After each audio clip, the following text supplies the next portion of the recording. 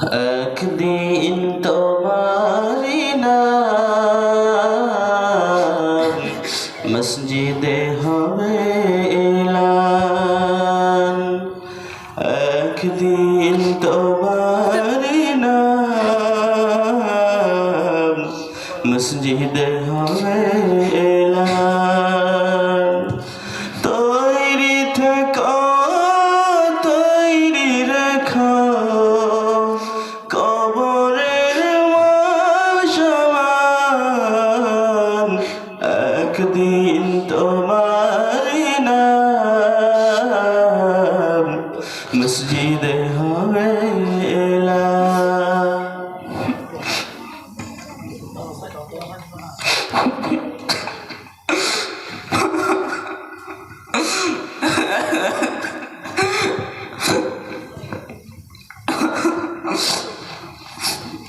আচ্ছা ঠিক আছে, সবাই কাদা সোজা করুন।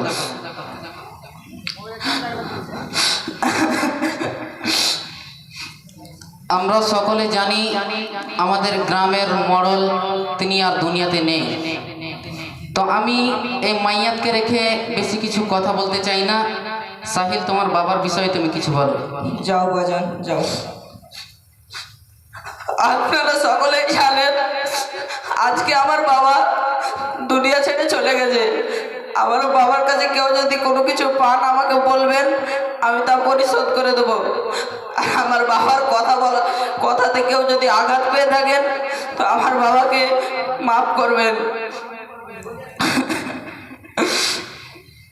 ঠিক আছে, আমরা তাহলে শুনলাম যে সাহিলের বাবার কাছে কেউ যদি দেনা পাওনা পেয়ে থাকেন তাহলে সাহিল পরিশোধ করবে বললো। তো ঠিক আছে, আমরা যে এখন মাইয়াতের জানাজার নামাজ পড়বো, আমরা কি জানাজার নামাজের নিয়তটা কি জানি? আহা, আমি জানতাম।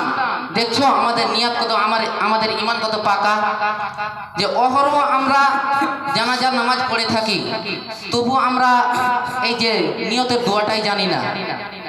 আমি আজকে বলছি, আমার সাথে সাথে সবাই বলো, নআইতু ওলিউল্লাহি তাআলা। একটা কথা বলি, বলো। আপনি যে আমাদের এই নিয়াত পাঠের ব্যাপারটা মুখে মুখে বলছেন, এটা তো সঠিক নয়। ধুর বাবু, তোমাকে কে বলেছে সব? আমরা তো উত্তর চণ্ডীপুর ইসলাহুল মুসলিম মাদ্রাসায় সালাতুর রাসূল বইয়ে জানাজা অধ্যায়ে এই বিষয়ে তো আমরা তো পড়েছি, এই বিষয়ে তো আমরা পাইনি। হয়তো ভুলে গেছে। আমাদের পীর সাহেব 3636 প্রায় 70,000 শুধু নিয়াতি অধ্যায়।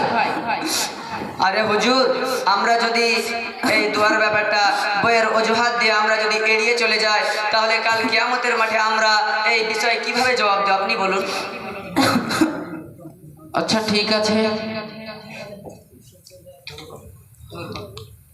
দেখা যাক তাহলে কি হচ্ছে। ধুর বাবু, আমি তাহলে নিয়াত ছাড়া নামাজ পড়াতে পারবো না। তুমি নিয়াত ছাড়া নামাজ পড়াও, আমি নিয়াত ছাড়া নামাজ পড়াতে পারবো না। হুজুর, একটু নামাজটা পড়িয়ে দাও না হুজুর। আচ্ছা বলো তো, নিয়াত ছাড়া কি নামাজ হয়? নিয়াত ছাড়া নামাজ তো হবে না। আর আমি নিয়াত ছাড়া নামাজ পড়াই না, আর পড়াবো না। হুজুর, যখন ভাতিজা বলছে তখন একটু পড়িয়ে দেন হুজুর। নিয়াত ছাড়া নামাজ আমি পড়াইনি, পড়াতে পারবো না। দেখুন সম্মানীয় মুসাল্লি বিন্দু, আমি শুধু হুজুরের ভুলটা ধরিয়ে দিতে চেয়েছিলাম। আমি ভাবতেই পারিনি যে হুজুর আমার কথাটাকে এইভাবে ভেবে নিবে। আর আপনারাই বলুন, আমরা যে এই মুসলমান মাইয়াতের যে আমরা মাইয়াতকে মাটি দেব, সেই জানাজার নামাজটাই যদি আমাদের সঠিকভাবে না হয়, তাহলে এর চাইতে দুঃখের বিষয় কি হতে পারে আপনারাই বলুন। এর সঠিক পদ্ধতি, এর আবার সঠিক পদ্ধতি কি? জানাজার নামাজের সঠিক পদ্ধতি হলো, যে জানাজার সালাত পড়াবে অর্থাৎ ইমামতি করবে, সে 4 তাকবীরে জানাজার নামাজ পড়াবে। প্রথম তাকবীরে আল্লাহু আকবার বলে হাত উঠাবে, অর্থাৎ রাউফুল্লাহ দান করতে হবে। প্রথম তাকবীর দিয়ে সূরা ফাতিহা এবং তার সাথে অন্য আর একটি সূরা পাঠ করবে এবং দ্বিতীয় তাকবীর দেবে। দ্বিতীয় তাকবীর দেওয়ার পরে দুরূদে ইব্রাহিম পাঠ করবে এবং তৃতীয় তাকবীর দেওয়ার পরে জানাজা দোয়া সময়ের যে দোয়াগুলো আছে সেই দোয়াগুলি পাঠ করতে হবে এবং চতুর্থ তাকবীর দেওয়ার পরে প্রথমে ডানে তারপরে বামে সালাম ফিরতে হবে। এটাই হলো জানাজা নামাজের সঠিক পদ্ধতি। এবার হুজুর আপনি আসুন একটু নামাজটা পড়িয়ে দিন। আমি নামাজ পড়াতে পারবো না, আমি নিয়াত ছাড়া নামাজ পড়াই না। আমি নিয়ত ছাড়া নামাজ পড়াতে পারবো না। ভাই তুমি তো অনেক কিছু জানো, তুমি আমার বাবার জানাজাটা একটু পড়িয়ে দাও না। বাজান, ভাতিজা বলছে তখন তুমি পড়িয়ে দাও জানাজার নামাজটা। ঠিক আছে, আপনারা কাতারটা সিধা করে দাঁড়ান। একটু চাপো।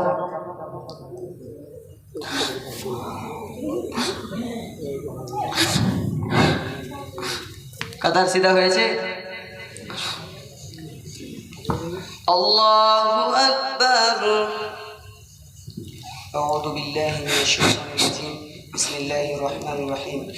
আলহামদুলিল্লাহি রাব্বিল আলামিন। আর রহমানির রহিম। মালিকি ইয়াউমিদ্দিন।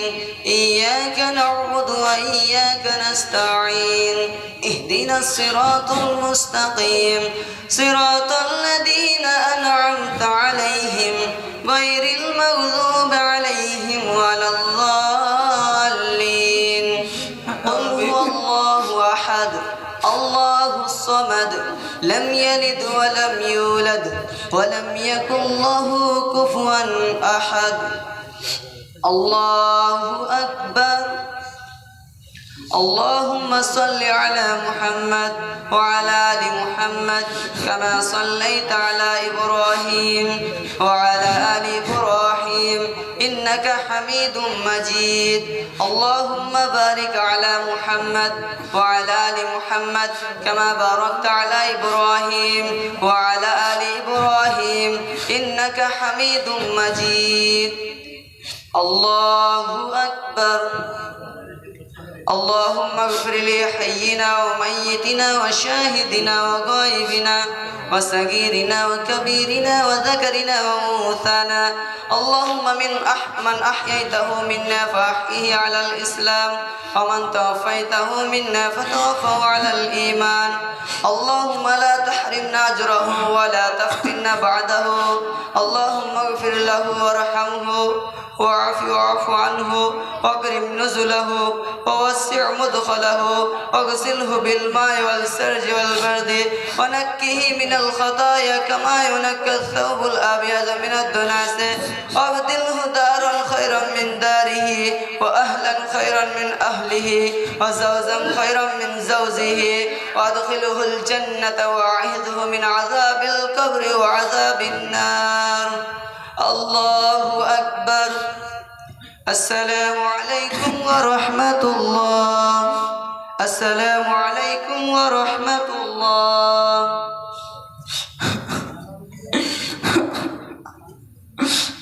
সাহিল, তোমার বাবার মিলাদের বিষয়টা বলে দাও।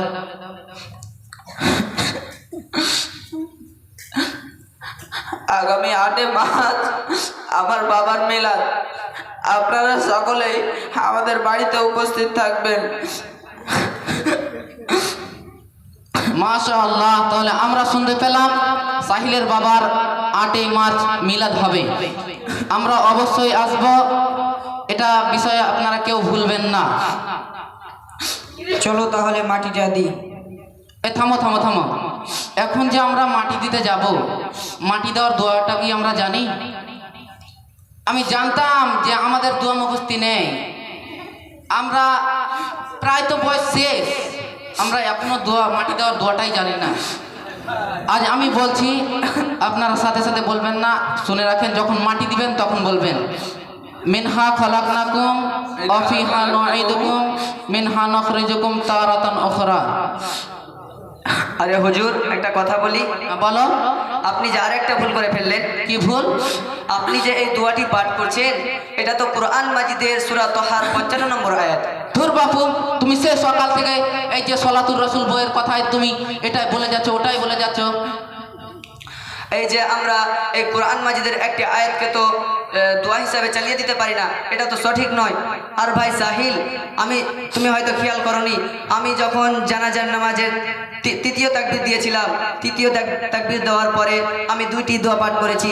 একটি প্রথম দোয়া হলো আল্লাহুম্মা গফির লি হাইয়িনা ওয়া মাইয়িতিনা ওয়া শাহিদিনা ওয়া গায়বিনা, এটা হলো সকল মানুষকে উদ্দেশ্য করে আম দোয়া।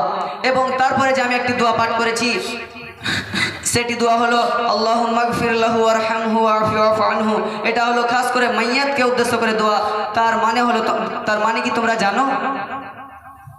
তার মানে হলো, হে আল্লাহ, তাকে ক্ষমা করে দাও, তাকে রহম করো, তাকে মার্জনা করে দাও, তাকে নিরাপত্তা দাও, তার মেহমানি সম্মানজনক করো, তার কবরকে প্রশস্ত করে দাও এবং তার জল বৃষ্টি দ্বারা তাকে ধৌত করে দাও এবং তার গুনাহ থেকে এমনভাবে ধৌত করে দাও যেমন সাদা কাপড় ময়লা হতে পরিষ্কার করা হয়, এবং তাকে এই দুনিয়ার ঘর থেকে উত্তম ঘর এবং দুনিয়ার পরিবারের চাইতে উত্তম পরিবার এবং দুনিয়ার স্ত্রীর চাইতে উত্তম স্ত্রী দান করো এবং তাকে জান্নাত নসিব করো এবং তাকে কবর ও দোজখের আযাব থেকে রেহাই দাও। এই দোয়াটির মানে হলো এটি। আর তুমি বলছো মিলাতের ব্যাপারে, এই দোয়াটির মানে আপনারা শুনলেন, এটাই হলো মাইয়াতের জন্য সর্বশ্রেষ্ঠ দোয়া। ঠিক আছে, চলো তাহলে মাটি দিতে যাই। চলেন তাহলে।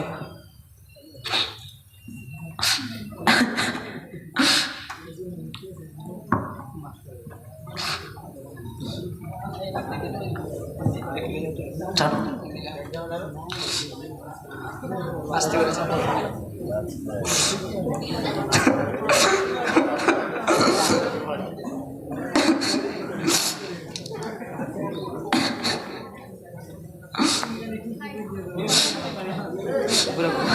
ক্লিয়ার হবে।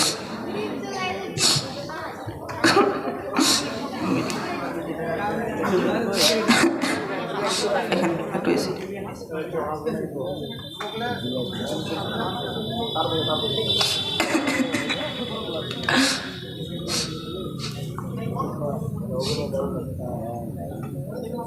ঠিক আছে, তাহলে দুইজন কবরে নামো।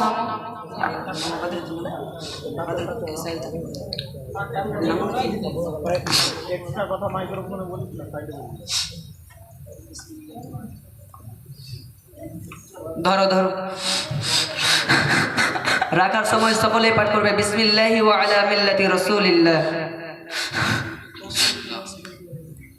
ঠিক আছে, লাশটাকে চিৎ করে শুইয়ে দাও, তার মুখটাকে পশ্চিম দিকে করে দাও। আরে আরে আরে দাঁড়াও, এটা তো সঠিক পদ্ধতি নয়। আমরা ধরে নাও, আমরা যদি নামাজ পড়ি, কোরআন হাদিস অনুযায়ী যে আছে যে আমরা নামাজ যখন পড়ি তখন পুরো কেবলামুখী হয়ে পড়ি, তাই না ভাই? জি। সেই রকমই যদি আমরা সেই নামাজকে কেবলামুখী না হয়ে আমরা যদি দক্ষিণ দিকে দাঁড়িয়ে পশ্চিম দিকে যদি এইভাবে মুখ করি তাহলে আমাদের নামাজ হবে? কখনোই হবে না। সেই রকমই আমাদের যে এই মাইয়াতকে পুরো সোজাভাবে শুইয়ে দিয়ে এবং মাথাটাকে পশ্চিম দিকে ঘুরে দেওয়া, এটা তো সঠিক নয়। পুরো শরীরটাকেই পশ্চিম দিকে কেবলামুখী করে দিতে হবে। এভাবে থাকছে না তো। তার পাশে মাটি অথবা কাঁচা জিনিস দিয়ে রাখলেও চলবে। এই মাটিগুলো দাও।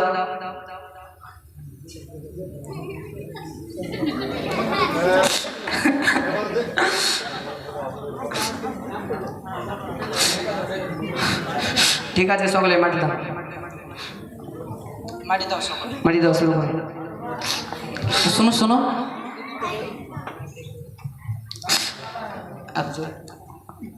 তুমি কোনটা বইয়ের কথা বলছিলে?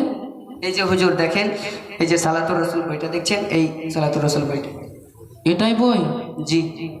কোনটা অধ্যায় বলছিলে যে? এই যে দেখুন, এই যে জানাজার অধ্যায়টা আছে, এই অধ্যায়টা আপনি যদি খুলে দেখেন তাহলে সব কিছু খুব সুন্দরভাবে পেয়ে যাবেন। সত্যি তো, খুব সুন্দর করে তো লেখা আছে। এই যে এই বইটা রয়েছে আমাদের উত্তর চণ্ডীপুর ইসলাহুল মুসলিম মাদ্রাসায় আমাদের শিক্ষকরা খুব সুন্দরভাবে স্বচ্ছভাবে আমাদের এই দোয়াগুলো মুখস্থ করা এবং এই সম্পর্কে আমাদের অনেক কিছু জানিয়ে দেয়। আমার তো বয়স শেষ, আমার তো আর বয়স নেই। আচ্ছা, তোমাদের মাদ্রাসায় ভর্তি কখন চলে? এই যে রমজান মাস আছে, এই রমজান মাসের পরেই এই মাদ্রাসায় ভর্তি শুরু হয়ে যায়। ঠিক আছে, তাহলে আমার ছেলেকে আমি এই মাদ্রাসায় রমজানের পরে ভর্তি করব। ঠিক আছে।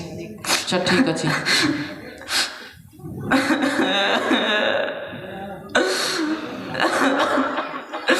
এখান থেকে আমাদের শেষ। আসসালামু আলাইকুম। আপনাদের